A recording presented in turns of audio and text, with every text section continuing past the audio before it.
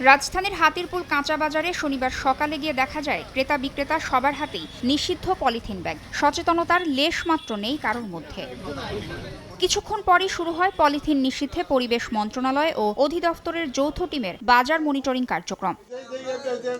ক্রেতারা বলেন, উৎপাদন বন্ধ না করে বাজারে অভিযান চালিয়ে পলিথিন বন্ধের উদ্যোগ কাজে আসবে না। তাদের দাবি, পলিথিনের বিকল্প ব্যাগ বাজারে ব্যাপকভাবে ছড়িয়ে দেওয়ার পাশাপাশি পলিথিনের উৎপাদন পুরোপুরি বন্ধ করতে হবে। না হলে বাজারে অভিযানের মাধ্যমে তাদের হয়রানি বাড়ছে বলে জানান ক্রেতা বিক্রেতা উভয়ই।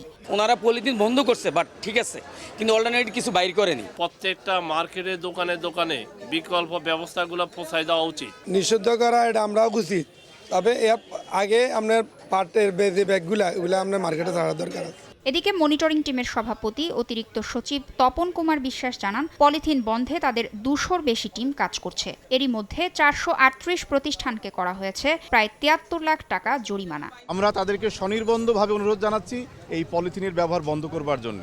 তারা আমাদের আহ্বানে সাড়া দিচ্ছে, তারাও স্বীকার করে নিচ্ছে এটি বন্ধ করা প্রয়োজন। ক্ষতিকর পদার্থটি যেটি পরিবেশের মারাত্মক বিপর্যয় ঘটাচ্ছে সেটি বন্ধ করবার জন্য আমাদের মাননীয় উপদেষ্টার নেতৃত্বে পরিবেশ, বন, জলবায়ু পরিবর্তন মন্ত্রণালয় আমরা ব্যাপক কর্মসূচি গ্রহণ করেছি। আগামী মার্চ এপ্রিলের মধ্যেই পলিথিন বন্ধে সফলতা আসবে বলে আশা পরিবেশ মন্ত্রণালয়ের।